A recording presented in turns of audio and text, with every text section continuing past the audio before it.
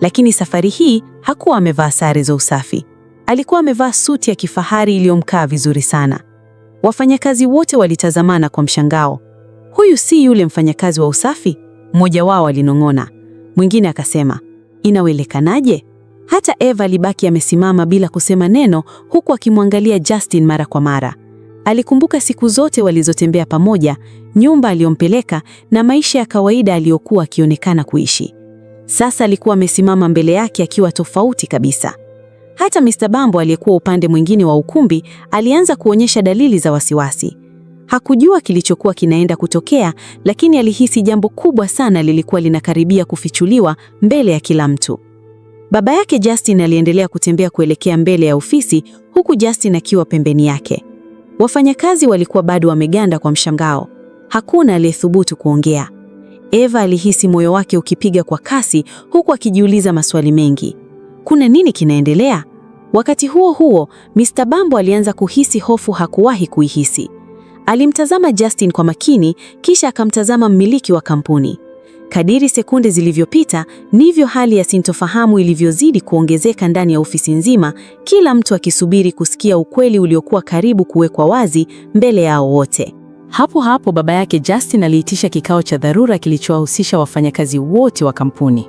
Hakuna aliyekuwa anajua sababu ya kuitishwa kwa kikao kile cha ghafla. Wafanyakazi walijaa ukumbini huku wakinong'onezana kwa sauti za chini. Mr. Bambo naye alikuwapo akiwa na uso wa kujiamini bila kujua kilichokuwa kinamgoja. Baada ya kila mtu kukaa, baba yake Justin alisimama na kuanza kuzungumza. Leo kuna mambo muhimu sana lazima yazungumzwe mbele ya kila mtu, alisema kwa sauti nzito. Ukumbi wote ukawa kimya. Kila mtu alikuwa akisubiri kujua nini kingefuata. Hata Eva alikuwa amekaa kwa tahadhari kubwa, huku macho yake yakielekea mbele. Katikati ya kikao hicho, ghafla baba yake Justin alimuita Mr. Bambo asimame mbele ya wafanyakazi wote. Mr. Bambo alisimama huku akionekana kushangaa.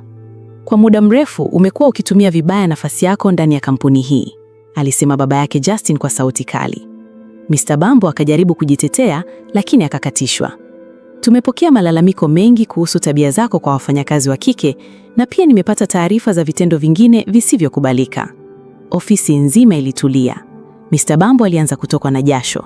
Baba yake Justin akaendelea kusema, kuanzia muda huu unasimamishwa kazi mara moja. Wafanyakazi wote walibaki midomo wazi kwa mshangao, huku Mr. Bambo akishindwa kuamini kilichokuwa kimetokea. Baada ya tukio hilo, baba yake Justin aligeuka upande wa Justin na kumuita asimame mbele ya watu wote. Wafanyakazi walitazamana kwa mshangao. Nataka leo kila mtu ajue ukweli, alisema, kisha akaweka mkono begani mwa Justin na kusema, huyu ndiye mtoto wangu wa pekee. Ofisi nzima ililipuka kwa mshangao. Watu waliinuka kwenye viti vyao, huku wengine wakishika vichwa vyao.